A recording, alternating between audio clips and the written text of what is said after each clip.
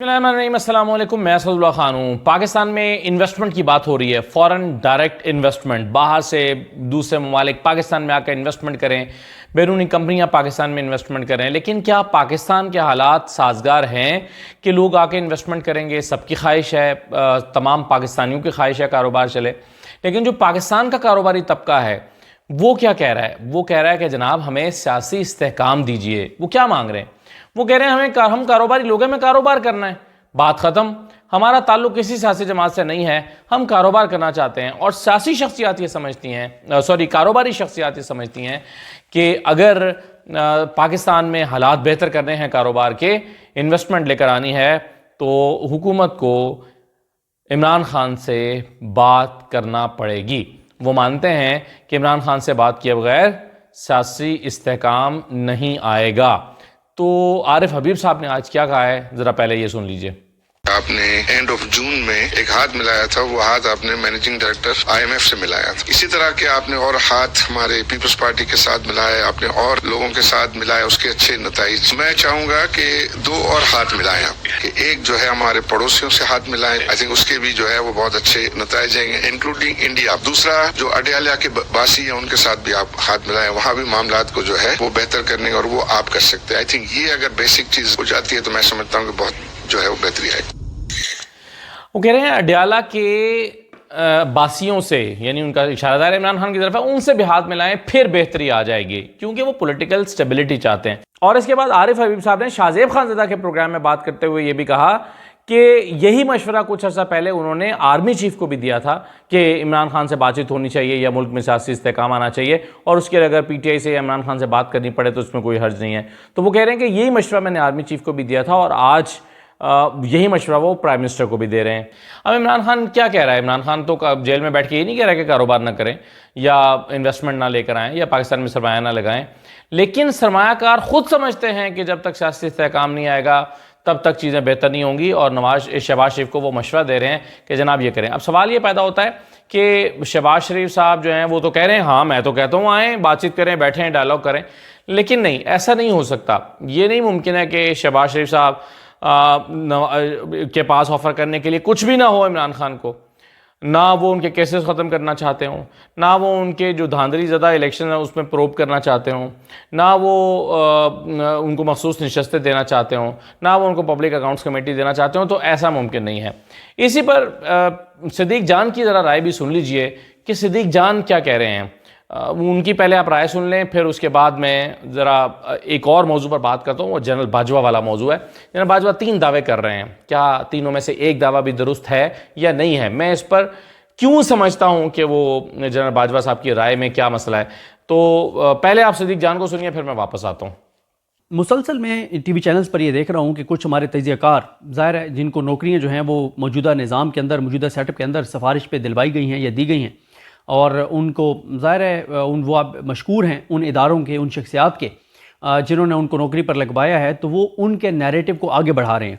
और मैं सुन रहा था किसी को जिसमें उन्होंने कहा कि जी इमरान खान के साथ इस्टेब्लिशमेंट डील क्यों करेगी, इमरान खान की इस्टेब्लिशमेंट को ज़रूरत क्या है, इमरान खान के पास है क्या देने के लिए, इमरान खान के पास देने के लिए कुछ नहीं है, इमरान खान को इस्टेब्लिशमेंट क्यों मुँह लगाएगी, उन्हें इस्टेब्लिशमेंट में बात करनी थी तो फलां मौके पे करते, फलां मौके पे करते, फलां मौके पे करते। अब क्या, ये कोई इमरान खान जो है ना वो ये करता है, वो करता है, उसकी कोई हैसियत नहीं है, उसकी कोई औकात नहीं है, और क्यों इदारे उससे बात करेंगे, और इस तरह की बात। मैं हैरान था कि मतलब ठीक है, अगर मुझे किसी इदारे ने नौकरी पर रखवाया है, अल्लाह ना करे कि कभी कोई इदारा मुझे नौकरी पर रखवाए और मैं उनके कहने पे कहीं पे नौकरी करूं, और मैं ये कहता हूं अक्सर कि हमारे ऊपर इल्ज़ामात बहुत से थे, लेकिन अगर हमने किसी इदारे से कोई पैसे डायरेक्ट इनडायरेक्ट लिए होते, कोई फेवर ली होती, तो अभी जब हमने पिछले 2 साल में जो हमने मौक़िफ़ अपनाया, उसके बाद बहुत कुछ हमारा आ जाता और बताया जाता कि इसको तो हमने फ़लानी जगह नौकरी पर रखवाया था। हालांकि कुछ लोग ऐसे हैं जो अपने कज़न्स को लेके और एक बड़ी शख्सियत के पास गए थे और आज उसी शख्सियत के ख़िलाफ़ बात करते हैं। तो फिर उस शख्सियत ने भी एक मुलाकात में बताया कि ये जो आज मेरे ऊपर बातें करता फिर रहा है, इसकी औकात ये है कि कज़न को लेके मेरे घर पे और मेरे दर पे आ गया था कि मुझे नौकरी पे रखवाएं।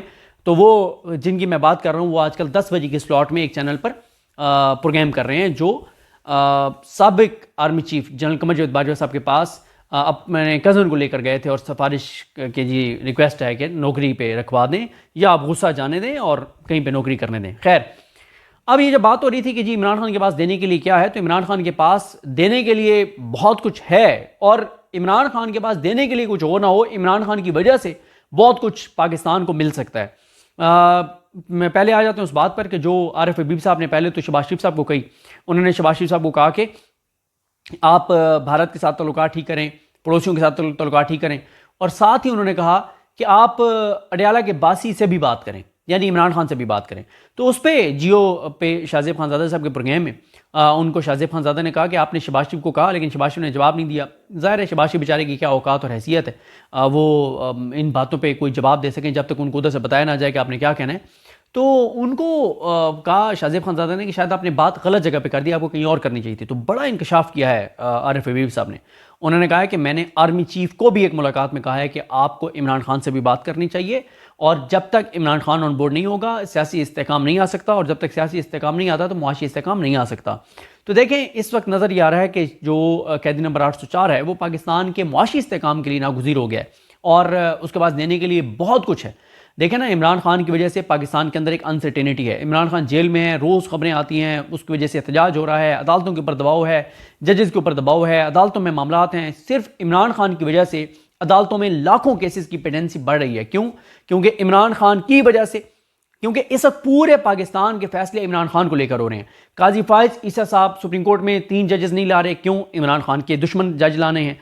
नीचे पूरी हायरार्की सारी वो इसलिए उस पर की जाती है कि इमरान खान, पूरी हमने पाकिस्तान की पुलिस को पीटीआई के खिलाफ इस्तेमाल हम कर रहे हैं। वो स्ट्रीट क्राइम रोकने में उनकी कोई इंटरेस्ट नहीं है, दहशतगर्दी रोकने में उनको कोई इंटरेस्ट नहीं है। वो पूरी मतलब पूरे पाकिस्तान का निज़ाम इमरान खान के गिर्द घूम रहा है, इमरान खान की दुश्मनी में के गिर्द घूम रहा है, इमरान खान की नफरत में घूम रहा है, इमरान खान को रोकने में पूरा निज़ाम लगा हुआ है।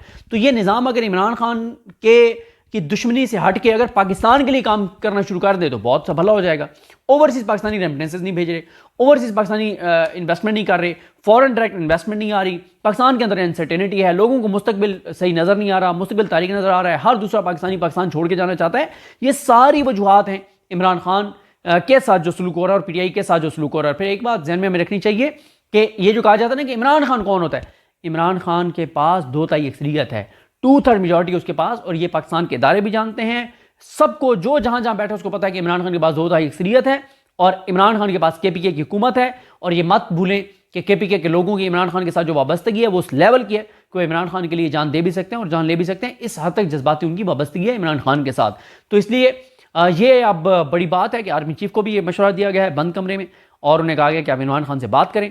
और शहबाज शरीफ को तो आज खुलेआम दिया गया, लेकिन शहबाज शरीफ ज़ाहिर है वो बेचारे तो सांस भी नहीं लेते। बल्कि एक और चीज़ मैं देख रहा था, नदीम जबल चंद साहब कह रहे थे कि शाहजेब खानज़ादा के प्रोग्राम में कि मैं पैगाम लेकर गया था कि पीटीआई पीपल्स पार्टी के साथ बात करे, तो जरदारी साहब फिर इस्टेब्लिशमेंट से बात करेंगे और जो है वो पीटीआई की सुलह भी करवा सकते हैं। और उसमें जरदारी साहब की ज़रूरत ही नहीं है, जरदारी साहब तो एक ब्रोकर हैं, उनकी ज़रूरत ही नहीं है। अगर इमरान खान डायरेक्ट आज 2 बातें इस्टेब्लिशमेंट की मान जाएं तो इस्टेब्लिशमेंट के साथ मामला इमरान खान के ठीक हो जाएंगे। और दूसरी बात यह है कि ये जो एक बयानिया बनाया जाता है कि इमरान खान ने बड़ा मौका ज़ाया कर दिया, पीपल्स पार्टी के साथ मिलकर हुकूमत बना सकते थे। और भाई आसिफ अली जरदारी साहब सांस इस्टेब्लिशमेंट से पूछे बगैर नहीं लेते, तो आसिफ अली जरदारी इमरान खान के साथ मिलकर हुकूमत बना लेते। मतलब इससे अहमकाना बात, इससे बड़ी बेवकूफ़ाना बात नहीं हो सकती और इससे ज़्यादा सतही बात नहीं हो सकती कि इमरान खान जरदारी साहब से हाथ मिला लेते तो हुकूमत में आ जाते। और दूसरी बात यह है कि अगर इमरान खान ने हुकूमत ही उसका लेना मकसद है तो फिर इमरान खान की हुकूमत जाती नहीं, क्योंकि वो कंप्रोमाइज़ कर लेते हुकूमत के लिए। कंप्रोमाइज़ क्या करना था, एनआरओ देना था, चोरों डाकू लुटेरों को दे देते। तो इमरान खान बहुत अब चीज़ें उसके आगे चली गई हैं। वो जब ये कहते हैं इमरान खान की हुकूमत तो बड़ी छोटी सी चीज़ है, मेरी जान भी चली जाए तो मुझे परवाह नहीं है। और हमने ये देखा है कि इमरान खान वाकई इस वक्त इमरान खान जो है वो शायद हुकूमत लेना उनका मतमय नज़र नहीं रहा, उनका मकसद नहीं रहा। वो अपनी लेगेसी छोड़ के जाना चाहते हैं और वो चाहते हैं कि लेगेसी उनकी ये रहे कि वो जमहूरियत के लिए, आइन के लिए, इंसानी हकूक़ के लिए, आइन की बालादस्ती के लिए, इंसानियत के लिए, पाकिस्तान के लिए, पाकिस्तानियों के लिए, गैरत के लिए, खुददारी के लिए इमरान खान खड़ा था और अब तक तो खड़ा है और यकीनन खड़ा रहेगा। तो जनाब तय ये हो रहा है कि पाकिस्तान में सियासी इस्तेहकाम ज़रूरी है अगर आप मुआशी इस्तेहकाम लाना चाहते हैं, कारोबार में इस्तेहकाम लाना चाहते हैं। अब देखते हैं पाकिस्तान की खातिर, पाकिस्तानी कारोबारी शख्सियात की खातिर और पाकिस्तान की मईशत की खातिर क्या शहबाज शरीफ इमरान खान से बातचीत करने को तैयार होते हैं या नहीं, और उनसे हाथ मिलाने को तैयार होते हैं या नहीं। ये एक बड़ा अहम सवाल है। अब आ जाइए अब ज़रा दूसरे मामले पर। जनरल बाजवा ने 3 दावे किए हैं। एक तो वो कहते हैं कि इमरान खान की हुकूमत मैंने ख़त्म नहीं की। दूसरा, उन्होंने दावा किया कि नवाज शरीफ को मैंने बाहर नहीं भेजा। तीसरा, वो कह रहे हैं कि एक्सटेंशन के लिए मैंने किसी पर दबाव नहीं डाला। ये 3 दावे कर रहे हैं और मुबैना तौर पर उनकी पॉकेट में कुरान पाक था और उसका हवाला देकर या कुरान पाक उठाकर या कुरान पाक को गवाह बनाकर वो ये बातें कर रहे हैं। लेकिन फिर भी सबको लगता है कि जनाब बाजवा झूठ बोल रहे हैं, वो गलत कह रहे हैं।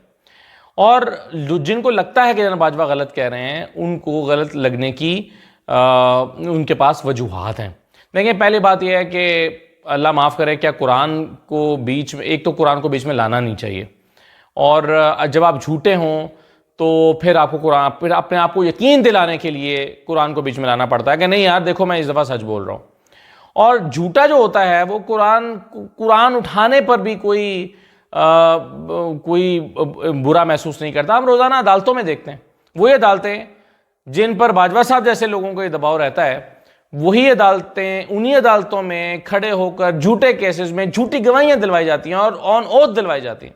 अभी आपने देखा नहीं था इमरान खान के केस में कुछ लोग आए और ओन चौधरी साहब भी गवाह बनकर आए और एक मुलाजिम भी गवाह बनकर आया। उन्होंने इमरान खान के बारे में वो बयान दिए जिसको कोई मानने को तैयार नहीं है कि सच हो सकते हैं। वैसे उसके मुलाजिम ने जो बातें, बेहुदा बातें की, वो तो मैं दोहराना भी नहीं चाहता, ना दोहरा सकता हूँ। और वो ऑन ओथ बयान रिकॉर्ड करके गया है। गवाह जितने भी आते हैं वो सारे ऑन ओथ बयान रिकॉर्ड करते हैं। तो झूठा कुरान रोज़ाना अदालतों में उठाया जाता है और कई केसेस में तो वो लोग उठवाते हैं जिनके बारे में जजेस ने ख़त लिखा है कि हम पे दबाव है। तो जनाब बाजवा का एक तो कुरान उनको बीच में लाना नहीं चाहिए, लेकिन क्या कुरान उठा लेना हमेशा सच होने की ज़मानत होता है? नहीं होता। मैंने आपको भी अदालतों की मिसाल भी दी है। अच्छा, अब वो ये कहते हैं कि जी नवाज शरीफ को मैंने बाहर नहीं भेजा, तो फिर किसने बाहर भेजा? इमरान खान तो नहीं बाहर भेजना चाहते थे, प्लेटलेट्स गिर गए, इमरान खान को पैगाम दिया गया मर जाएगा, पल्ले पड़ जाएगा और बड़ा मसला हो जाएगा। कौन था जो रिपोर्टों को मैनिपुलेट कर रहा था? कौन था जिसने यास्मीन राशिद को भी धोखे में रखा? और क्योंकि प्लेटलेट्स नवाज शरीफ के गिरे नहीं थे, ये तो साबित हो गया ना, क्योंकि अगर गिरे होते तो वो एयर एम्बुलेंस में जाते। वो जहाज़ में गए हैं, खुद जहाज़ में सवार हुए हैं, उसके बाद हशाश बशाश रहे हैं और लंदन जाके भी किसी अस्पताल में दाखिल नहीं हुए, तो प्लेटलेट्स उनके नहीं गिरे थे। ये तो रिपोर्ट्स मैनिपुलेट की गई थी, झूठ थी, डॉक्टर थी। तो वो रिपोर्ट्स किसने मैनेज कराई? अगर, और नवाज शरीफ को बाहर किसने भेजा? ख्वाजा आसिफ कहते हैं कि जनाब बाजवा ने भेजा। ख्वाजा आसिफ कहते हैं, अभी उनसे कल पूछा गया तो उन्होंने कहा कि मैं अपने बयान पे कायम हूँ, जो मैंने कहना था कह दिया है, मैं कायम हूँ। वो कहते हैं कि जनाब बाजवा ने भेजा। जनाब बाजवा कहते हैं कुरान उठा के कि जी मैंने तो नहीं भेजा। तो फिर जनाब बाजवा साहब किसने भेजा? दूसरा, वो ये दावा कर रहे हैं कि इमरान खान की हुकूमत मैंने ख़त्म नहीं की। इमरान खान की हुकूमत कैसे? मतलब जरदारी साहब खुद ही अचानक हरकत में आ गए। 1.5 साल से वो सड़कों पर एहतजाज कर रहे थे, कैसे हुआ अचानक? ये क्या हो गया? और बाजवा साहब को नहीं पता था ये क्या हो रहा है, कौन कर रहा है, क्यों कर रहा है? बाजवा साहब जो जिनके बकौल वो हुकूमत बचाते हैं इमरान खान की, वो अगर कुछ नहीं था तो वो अब नहीं बचा सकते थे। और कैसे मुमकिन है कि उनके, यानी हमें पता है लंदन में जो मुलाकातें हो रही हैं, कुछ हम रिपोर्ट भी करते रहे, कुछ बताते भी रहे, कुछ बताकर भी लोग डिलीट भी किए, कुछ जो है वो कुछ सोहेल वड़ाई साहब ने बताई लंदन में होने वाली मुलाकातों का जिक्र उन्होंने भी किया। तो जनाब बाजवा अगर नहीं कर रहे थे तो नवाज शरीफ से मुलाकातें कौन कर रहा था? चीज़ें कौन तय कर रहा था? कोई और कर रहा था? कोई CIA कर रही थी, रॉ कर रही थी, कौन कर रही थी? तो जनाब बाजवा साहब का ये दावा भी दोस्त मालूम नहीं होता। तीसरा, उन्होंने कहा कि एक्सटेंशन के लिए मैंने किसी पर दबाव नहीं डाला। तो एक्सटेंशन के लिए दबाव नहीं डाला तो एक्सटेंशन कैसे हो गई? और फिर ख़ास तौर पर नवाज शरीफ ने कैसे वोट दे दिया? नवाज शरीफ साहब तो एक्सटेंशन के मुखालिफ हैं, इन्होंने अब तय कर लिया हुआ कि एक्सटेंशन नहीं देंगे। और वो तो ये इल्ज़ाम लगाते हैं कि इसीलिए उन्होंने इमरान खान को सपोर्ट किया, इमरान खान को लेकर आए ताकि उनसे उनको इस किस्म के फ़ायदे मिलेंगे। तो नवाज शरीफ साहब ने अगर यानी खुशी से नहीं किया तो फिर दबाव में किया। तो ये दावा भी जनाब बाजवा का दुरुस्त मालूम नहीं होता। तो जनाब बाजवा ने 3 बातें कही हैं और बताने वाले बताते हैं कि औनौत कही हैं, लेकिन उनकी कोई बात भी दुरुस्त मालूम नहीं होती। और हक़ाइक़ जो हैं वो, या जो वाक़यात हैं, जो सर्कमस्टेंशियल एविडेंस हैं, वो ये साबित करते हैं कि वो ठीक नहीं कह रहे। बाकी तारीख़ हिसाब लेगी जनाब बाजवा साहब से, क्या कहा जा सकता है? अगर तो उनके इन इक़दामात की वजह से पाकिस्तान को शदीद नुकसान पहुंचा है। पाकिस्तान में सियासी अदम इस्तेहकाम पैदा हुआ है, अफरा तफरी पैदा हुई है, कई लोग अपनी जानों से गए हैं। अगर ये सब कुछ हुआ है और उसमें कोई किरदार जनरल बाजवा का भी है तो जाहिर है कुदरत हिसाब लेगी और तारीख़ हिसाब लेगी जनरल बाजवा से। लेकिन ऐसा लगता है कि आज तक वो अपने ज़मीर के कैदी बने हुए हैं और आज तक वजाहतें देते फिर रहे हैं। जनरल बाजवा क्या ज़रूरत है उनको कोई कुरान पाक उठाकर वजाहतें देते फिरें? ऐसा लगता है कि कोई बेकली है, कोई बेचैनी है उनके दिल में, कोई खलिश है उनके दिल में और वो उस खलिश को मिटाने की कोशिश करते रहते हैं और बार बार वजाहतें देने की कोशिश करते हैं। कभी जर्नलिस्टों को घर बुला के देते हैं, फिर शायद उन्होंने फ़ैसला किया कि ये काउंटर प्रोडक्टिव हो रहा है, जर्नलिस्ट से मिलना उन्होंने छोड़ दिया, अब वो इस तरह की किसी तकरीब में आकर कह देते हैं। तो जनरल बाजवा पहले दिन से वजाहतें देते फिर रहे हैं। शायद उन्हें लगता है कि कहीं उनसे गलतियाँ हुई हैं और उसकी वजाहत देकर वो ख़ुद को मुतमईन करना चाहते हैं। शायद यही कुछ हो रहा है। ओन चौधरी साहब मुंह छुपाते फिर रहे हैं। पिछले दिनों से सवाल हुआ इस्तेकाम में पाकिस्तान पार्टी का क्या मुस्तकबिल है, उन्होंने कहा अच्छा कल बताऊंगा, परसों बताऊंगा, ये करूंगा, वो करूंगा, मैंने आपको दिखाया भी था। अब ओन चौधरी साहब जो हैं आज फिर उनसे सवाल हुआ है तो वो कहते हैं यार खुदा दा वास्ते ना करो सवाल। सुने ज़रा उन्होंने क्या कहा। सर बताइए, आप बता रहे हैं सर मेरी बात सर एक सवाल है। तब ओन चौधरी साहब से को पूछे कि आपको मुंह छुपाना क्यों पड़ रहा है, सवालों का सामना आप क्यों नहीं कर सकते, क्या वजूहात हैं, MNA आप बन गए हैं जाली तरीके से और मुंह छुपाते फिर रहे हैं। तो शायद ऐसे लोगों की किस्मत में मुंह छुपाना ही होता है। आखिरी बात पब्लिक अकाउंट्स कमेटी में पिछले व्लॉग में जो मैंने बात की थी उसमें मैंने आपको बताया था कि हामिद रज़ा साहब का नाम आया शेर अफजल मरवत के बाद, और हामिद रज़ा के बाद हामिद खान का नाम आया, और मैंने हामिद खान का नाम आपको जियो का हवाला देकर बताया था कि जियो ने खबर चलाई है कि हामिद खान का नाम आया है। लेकिन वो लतीफ़ खोसा साहब को बुनियाद बनाकर जियो खबर चला रहा था। लेकिन लतीफ़ खोसा साहब कहते हैं कि जी मैंने गलती से हामिद खान कह दिया, मैं तो हामिद रज़ा कह रहा था, साहिबजादा हामिद रज़ा कह रहा था, मैंने गलती से हामिद खान कह दिया। हामिद खान तो सेनेटर है और सेनेटर तो पब्लिक अकाउंट्स कमेटी का चेयरमैन नहीं बन सकता। तो वो तो ड्रॉप सीन हो गया हामिद खान वाला। तो दरअसल हामिद रज़ा का नाम चल रहा है, साहिबजादा हामिद रज़ा का, कि उनको चेयरमैन पब्लिक अकाउंट्स कमेटी बनाया जा रहा है। लेकिन इस पर काफ़ी रंजीदा दिखाई देते हैं शेर अफजल मरवत साहब भी, क्योंकि वो समझते हैं कि उनकी ही पार्टी ने उनके ख़िलाफ़ साजिश करके उनका नाम निकलवाया है और ख़ान को कायल किया है, कन्विंस किया है कि इसका नाम नहीं होना चाहिए। बहरहाल ये तो कभी खान साहब बाहर आएंगे तो उनसे पूछेंगे कि वो फ़ैसले किस बुनियादों पे कर रहे थे। बहुत सारे सवालात उनके लिए जमा हो रहे हैं, तो खान साहब जब बाहर आएंगे उनसे मुलाकातों में ही ये सवाल हो सकते हैं। इजाज़त दीजिए, अल्लाह हाफ़िज़।